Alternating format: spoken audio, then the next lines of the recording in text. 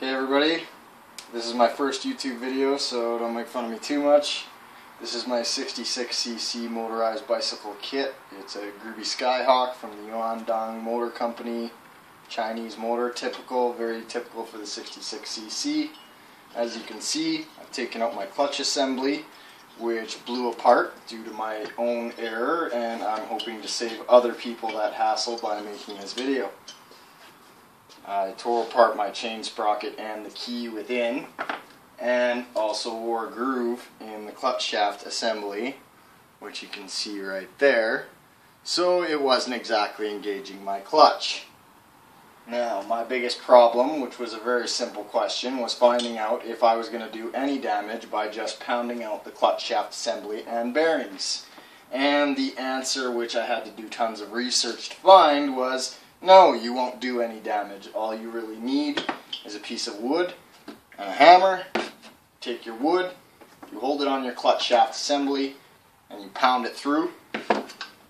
From the research I found, I was told that it was easiest to pound it from your gear side after you've taken off the box.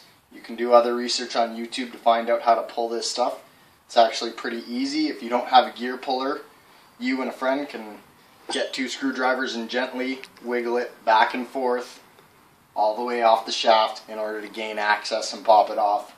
Pretty basic. If you have troubles, you can find the video on YouTube.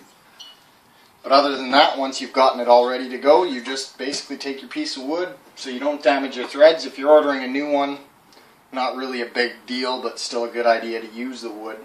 Just pop it through with a hammer. Make sure you're on a solid platform like a vise. Concrete with a hole, steel with a big hole. You don't want to do any damage and let it pound right into a surface. Next thing is the CNS carb, which I ordered aftermarket. I've heard version 1 is an awesome carb. Version 2, however, is a bit of a piece so far. I've adjusted just about everything on it, including the float level. I haven't been able to test it since I adjusted the float level, so I will find out.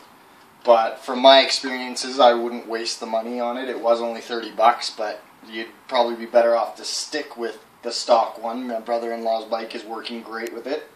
As you can see, I cut off the cap to gain access to my air-fuel ratio screw, which didn't help me all that much, except up to quarter throttle for idle, so not really worth the headache. And that's about all the things that I really wanted to cover right now. I'll probably make some more videos as I decide to put this back together and see how good of a job I did. And I'm probably going to order some of the aftermarket high performance parts and maybe give you a rundown on what those were worth and how well those were.